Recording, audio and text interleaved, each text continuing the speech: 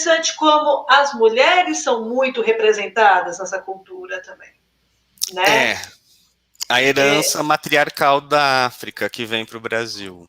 Deixa eu comentar uma coisa. E oral, né? A oralidade. A Umbanda não tem um livro, né? Um código como o Espiritismo tem uma obra básica, assim, né? A literatura de referência é mais recente. Então, a oralidade, né, da cultura africana e da cultura indígena são muito fortes ainda para a construção e para o desenvolvimento da Umbanda.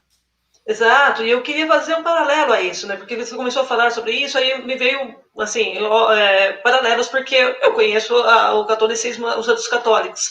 E as nossas santas são sempre pessoas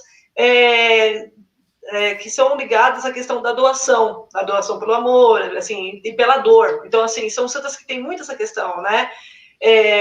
Então, nós temos diversas histórias ligadas a uma santa que tirou os próprios olhos porque o rei queria se casar com ela, então ela não podia ficar com ele, então ela doou os olhos para ele. Então, sempre são histórias ligadas a essa relação, né? A própria Virgem Maria, que doou a sua própria virgindade, né, antes de conhecer o seu marido. E já os orixás, eles trazem a força guerreira, né? Eles têm essa questão mais... Esse outro, até sorriu, né? Essa outra sensação, esse outro lado feminino que... Aí eu vou, né, bancar aqui a feminista, bancar não, né, pegar o meu lado feminista e dizer que é o verdadeiro, que a mulher... Não que a gente não se doe, claro que se doa também, mas não é simplesmente aquela sensação de você apenas ser pelo outro, mas você fazer pelo outro de forma até mais pontual, eu diria assim. Assim, Rosi, orixá não é santo, não é o santo, né? Sim. Primeiro, acho que é bacana a gente frisar e entender o que são os orixás. E o candomblé tem uma visão de orixá, a Umbanda tem uma visão de orixá, e dentro da Umbanda você também vai encontrar algumas variações, né, para entender o que são orixás. Em geral, a gente pode entender orixá como grandes forças da natureza. Nos panteões africanos, a gente vai encontrar aqui no Brasil um panteão herdado, né, de mais de 450 orixás. Cada povo que vinha trazido, forçado para cá, dependendo da região de onde eles viviam em África, eles traziam a sua divindade local. Então, um povo, vou dar um exemplo assim, não quer dizer que seja exatamente assim, mas naquele lugar se cultuava Oxum. Então, aquele povo era de Oxum. E eles vieram para o Brasil mantendo a religiosidade na fé dessa divindade. E aí um povo de Ogum, um povo de Xangô. E aqui esses orixás se encontraram.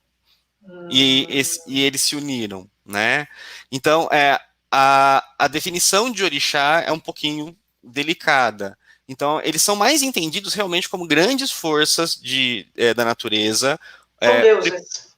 Não, eles são prepostos de Deus. Tanto o candomblé quanto a Umbanda são monoteístas. Nós não somos politeístas, nós somos monoteístas. Deus é chamado mais de Olorum, na língua iorubá. E os orixás são representações, são dignidades e prepostos de Deus, né? Eu entendo um pouquinho mais dentro da Umbanda de uma das vertentes, que é a Umbanda Sagrada, que é uma Umbanda até mais livresca, né? Que foi mais escrita, né? Tem uma literatura, pelo menos assim, mais recente, principalmente pelo Rubens Saraceni.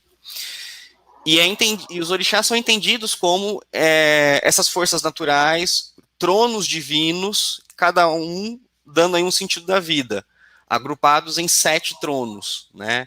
A fé, o amor, o conhecimento, a lei, a justiça, a evolução e a geração, né? Até assim, as 7 linhas de Umbanda, né? Dependendo do tipo, que existem várias umbandas, tem umbanda esotérica, umbanda branca, né, umbanda sagrada, tem um entendimento também diferente desse mistério aí das 7 linhas de umbanda.